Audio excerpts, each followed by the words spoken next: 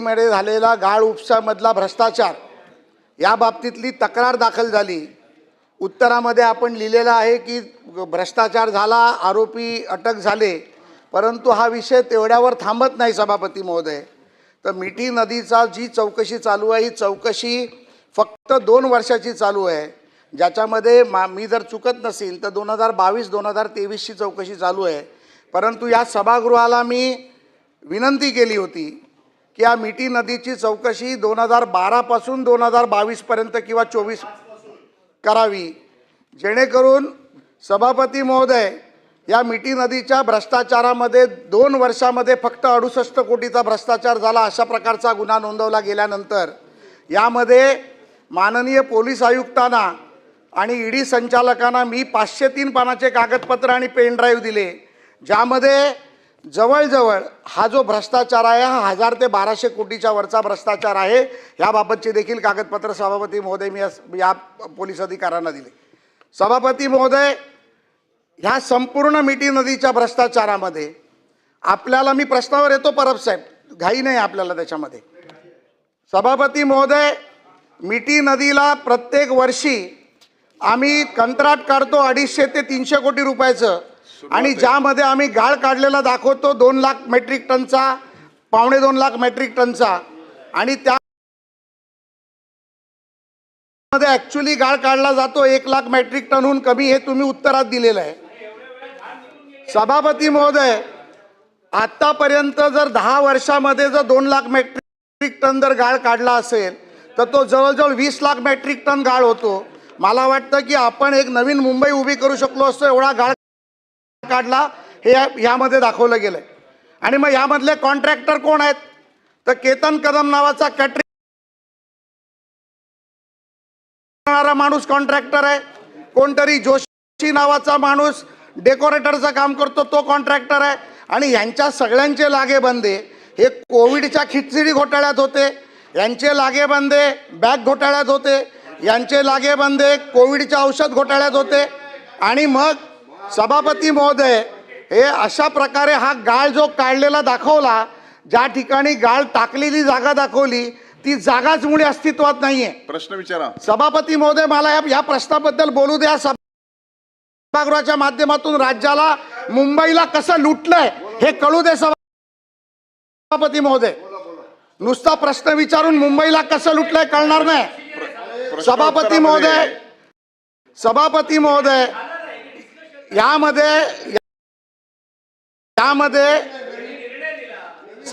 महोदय, यामध्ये जे ट्रक दाखवले गेले, ट्रकचे नंबर दिले गेले, त्याला GPS ट्रॅकिंग नव्हतं, ते ट्रकचे नंबर ट्रकचे नव्हते तर ते मोटरसायकल रिक्षाचे नंबर होते। सभापती महोदय, यामध्ये उंदीर मारलेले दाखवले, उंदीर कुठे गेले माहीत नाही, त्यामुळे नुसता चिखल खाल्ला नाही तर भ्रष्टाचार करणाऱ्यांनी उंदीर देखील खाल्लेले आहेत सभापती महोदय।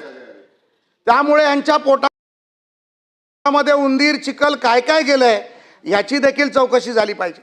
सभापती महोदय, परवाच्या दिवशी सन्माननीय कोर्टाने अँटिसिपेटरी बेल रिजेक्ट केला, ह्या शब्दावर केला अँटिसिपेटरी बेल रिजेक्ट, हे प्रकरण अतिशय गंभीर आहे।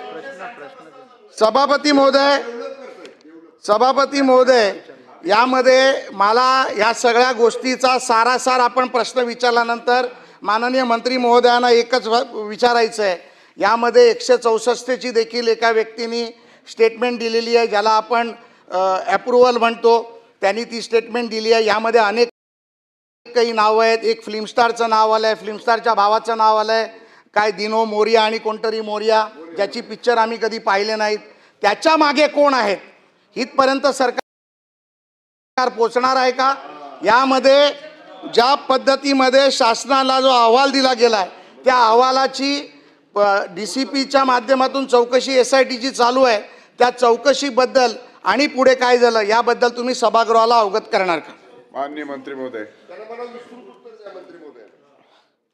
सभापती महोदय, सन्माननीय सदस्य प्रसाद लाड साहेबांनी मिठी नदीच्या संदर्भामधला या ठिकाणी प्रश्न उपस्थित केला आहे, आणि मिठी नदीच्या संदर्भामध्ये जो प्रश्न उपस्थित केला आहे त्याच्यामध्ये मला असं वाटतं की 293 मध्ये देखील आपण उत्तर दिलं होतं, लक्षवेधीला देखील उत्तर दिलं होतं, पण याच्यामध्ये वस्तुस्थिती जी आहे ती देखील या प्रश्नाच्या निमित्तानं पुन्हा एकदा सगळ्या सभागृहाला कळली पाहिजे की सन्माननीय सदस्य प्रसाद लाड साहेबांनी सांगितले की फक्त हा तपास जो आहे तो 3 वर्षाचाच आहे. तर हा जो तपास आहे हा 3 वर्षाचा नाही, हा तपास 2012 पासूनच होणार आहे. परंतु मागच्या उत्तरामध्ये देखील मी असं सांगितलं होतं की 3 वर्षामध्ये या सगळ्या गाळाच्या संदर्भामध्ये जो SITनं तपास केलेला आहे त्या 3 वर्षामध्ये त्यांना 3,44,000 हे फोटो तपासावे लागले आणि 3,44,000 जे फोटो तपासले त्या फोटोमध्ये फक्त डंपर दिसलेले आहेत, डंपरमध्ये गाळ दिसलेला नाही. याची सुरुवात कुठं झाली, याच्यामध्ये राजकारणामध्ये न जाता याची सुरुवात कुठं झाली की 2012ला एक निर्णय महानगरपालिकेने केला की मिठी नदीचा जो गाळ आहे हा डम्पिंग ग्राउंडवर न टाकता हा जे कॉन्ट्रॅक्टर जे कन्सल्टंट हे टेंडर घेणार आहेत त्यांनी प्रायव्हेट जागामध्ये टाकावा, हे याचं मूळ स्वरूप आहे.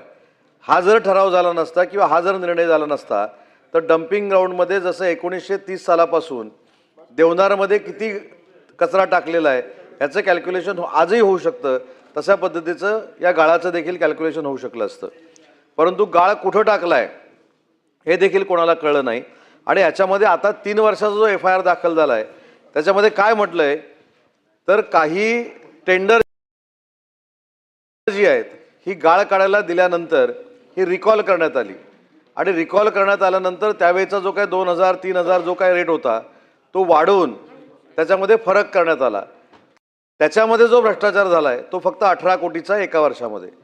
त्याच्यानंतर ज्याचा उल्लेख मी आता केला की डम्पिंग ग्राउंडवर न टाकता प्रायव्हेट जागेमध्ये टाकावा अशा पद्धतीचा जो निर्णय झाला त्याच्यामध्ये 3 वर्षात गाळच टाकलेला आपल्याला दिसलेला नाही. त्याच्यामधला गाळातला भ्रष्टाचार जो आहे तो 45,50,47,105 रुपयाचा FIR मध्ये दाखल केलेला आहे आणि 3 कोटी रुपयाचा जो आपल्याला डिफरन्स दिसतो जो आपण 65 कोटी म्हणतो त्याची अजूनही तपास यंत्रणा सुरू आहे.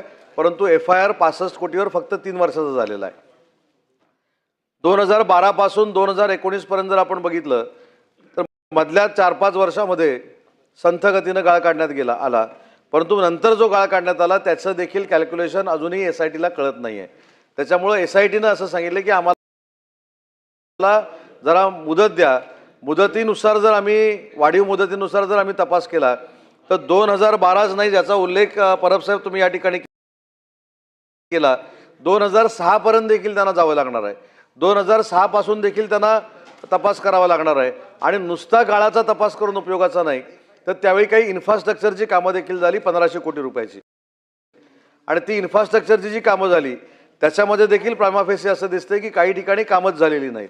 त्याच्यामुळे सन्माननीय सदस्य प्रसाद लाड साहेबांनी जे विचारलं की हे कॉन्ट्रॅक्टर कोण होते त्याची पूर्ण यादी ही माझ्याकडे आहे. 2016 पासून आतापर्यंतचे सगळे जवळजवळ 51 कॉन्ट्रॅक्टर आहेत 2023 पर्यंत.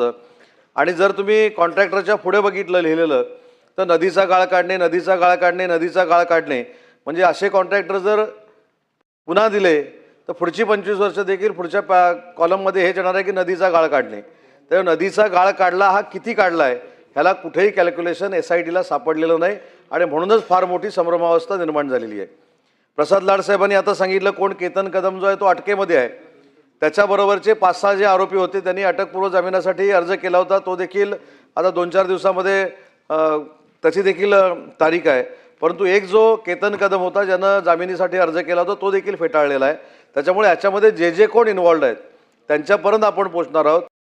आणि लक्षवेधीला उत्तर देत असताना सन्माननीय सचिन भाऊ असतील, अनिल परब साहेब असतील, यांनी देखील सगळ्यांनी सांगितलेलं आहे की या भ्रष्टाचारामध्ये राजकारण आणण्यापेक्षा जे खरे कोण याच्यामध्ये आहेत त्यांच्यापर्यंत पोचणं हे SITचं काम आहे आणि तसे निर्देश SITला दिलेले आहेत. अनिल परब साहेब. माननीय मंत्री महोदयांनी उत्तर अतिशय सविस्तर दिलंय आणि त्यांनी सांगितलंय की कुठलंही राजकारण न आणता याची चौकशी झाली पाहिजे आणि अतिशय बरोबर आहे त्यांचं की कुठलंही राजकारण न होता ह्याची चौकशी झाली पाहिजे. मिठी नदीचा प्रश्न सुरू कुठे झाला? ज्यावेळेला 2005ला अतिवृष्टी झाली मुंबईत. मिठी नदी हा नाला आहे तसं बघायला गेलं तर, पण 2005 ज्यावेळेला अतिवृष्टी झाली आणि पूर्ण मुंबई शहरामध्ये ज्यावेळेला पाणी भरलं गेलं, त्यावेळेला 2005 पासून मिठी नदीचं रुंदीकरण, मिठी नदीचं खोलीकरण या गोष्टी सुरू झाल्या आणि तेव्हापासून हे काम सुरू झालं. मिठी नदीचा गाळ कुठे गेला हे तर शोधायला पाहिजेच. कोणाकोणाच्या घशात गेला हे पण शोधायला पाहिजे. कोण कोण कॉन्ट्रॅक्टर होते हे पण शोधायला पाहिजे. कोण कोण स्टँडिंग कमिटीमध्ये होते ते पण शोधायला पाहिजे. स्टँडिंग कमिटीचा रेशो काय होता ते पण शोधायला पाहिजे. हे सगळं शोधायला पाहिजे. SIT जी केली आहे आपण, मी साधा प्रश्न आहे की आपण आता 3 वर्षाचं करताय. 3 वर्षाचं आत्ता जो काय आपण सांगितलं की 2000 आत्ता पहिलं 3 वर्षाचं करताय. हां, म्हणजे ठीक आहे. म्हणजे त्यावेळेला काय राजकीय आरोप करायची काय गरजच नाही, कारण त्या कालामध्ये प्रशासकच होता, म्हणजे प्रशासक होता. आता राहिला प्रश्न 2022 पासून ते 2005 पर्यंत याची चौकशी होणं गरजेचं आहे. मागच्या ही परत परत लक्षवेधी आणली जाते, म्हणजे त्या दिवशी लक्षवेधी आणली, उत्तर दिलं गेलं, अजून प्रसादचं समाधान झालं नाही. ते उंदीर कुठे गेलेत? ते उंदीर जोपर्यंत सापडत नाहीत तोपर्यंत ही चौकशी चालली पाहिजे.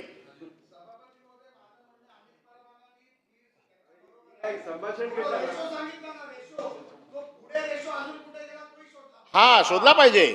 मी माझं तेच म्हणणं आहे, याची पूर्ण चौकशी झाली पाहिजे. फक्त जे सांगितलं गेलं मगाशी की खिचडीसारखं होता कामा नये. जो खिचडीचा मालक तो बाहेर का, तो ह्यांच्या पंखाखाली आहे, आणि खिचडीचा मॅनेजर आत का, तर तो अजून तुम्हाला दबला नाहीये. हे सगळं होता कामा नये. आता मी ह्या वेळेला सविस्तर माझं म्हणणं आहे, सविस्तर चर्चा आणा याच्यावरती. मुंबईच्या मिठी नदी हा एक विषय आणा. एकदाच काय तो त्याचा फैसला होऊन जाऊ देत, आणि त्याचा अध्यक्ष राजन सिंगला बनवा त्या आयोगाचा, कारण त्याला माहिती आहे महापालिका. मी जे काय बोलतोय हे राजन सिंग एवढं कोणालाच माहित नाही. आणि म्हणून माझं मत असं आहे की ह्याच्यात कुठली गाळ 100% शोधा, चौकशी करा, SIT करा. ED आलेलीच आहे त्याच्यामध्ये, कारण अशा प्रकरणात तर ED येणारच. ED आल्याशिवाय तुमचं प्रकरणच होऊ शकत नाही पुढे. आता जे परत परत SIT नेमलेली आहे, SITची चौकशी आहे, परत परत ह्या शिळ्या कडीला ऊत देऊन बदनामी कोणाची तरी करायची, कुठेतरी डायरेक्शन द्यायचं, हा या प्रश्नाच्या मागचा उद्देश आहे असं मला वाटतं. कदाचित चुकीचं असेल, पण माझं म्हणणं असं आहे की चौकशी करायची आहे ना.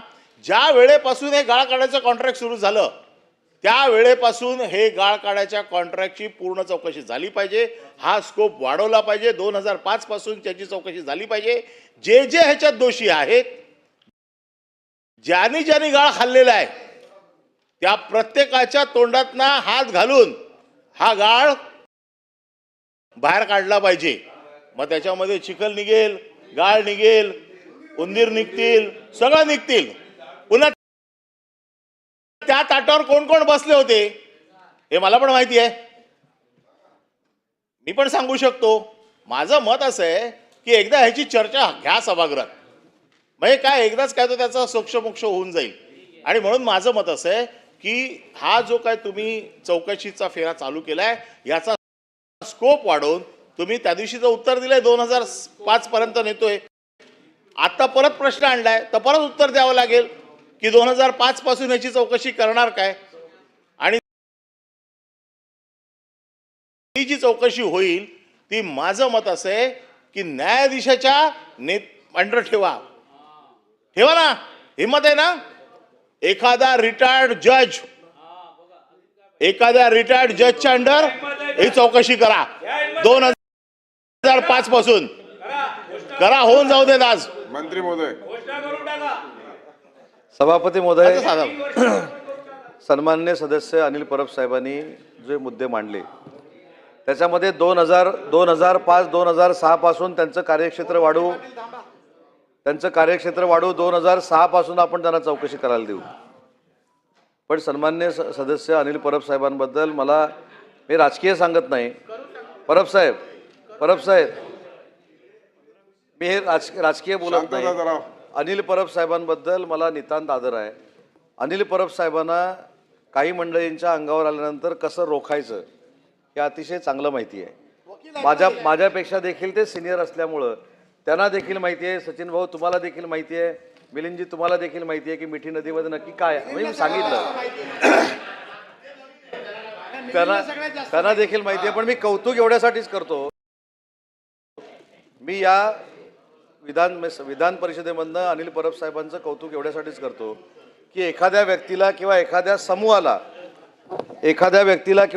समूहाला कशा पद्धतीनं प्रोटेक्ट करायचं हे जर कोणाकडनं शिकायचं असेल तर त्याच्यामध्ये अनिल परब साहेबांचा हात कोणी धरू शकत नाही. त्याच्यामुळे 2006 पासून आपण अनिल परब साहेब चौकशी करूच, त्याच्याबद्दल काही प्रश्न नाही. परंतु जे अटकेमध्ये आहेत त्यांचे संबंध कोणाशी आहेत, जे अटकेमधनं अटकपूर्व जामीन घेऊन बाहेर आलेले आहेत त्यांचे संबंध कोणाबरोबर आहेत, याच्यामध्ये ज्यांचं कोणाचं नाव घेतलं हे नाव जरी नसलं तरी सँटेनो मोरिया कोण आहे हे देखील आपल्या सगळ्यांना माहिती आहे. त्याच्यामुळे माझं मत की 2006 पासून याची चौकशी झाली पाहिजे. हे परब साहेबांनी सांगितलेलं आहे, ते आपण चौकशी करूच.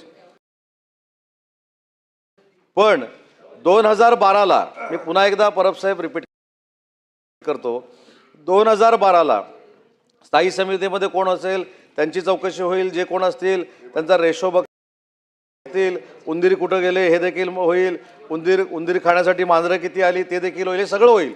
पण सगळ्यात मुद्दा कुठं आहे की 2012ला डम्पिंग ग्राउंडचा नियम बदलून हे ज्यावेळी प्रायव्हेट कन्सल्टंटला प्रायव्हेट जागेमध्ये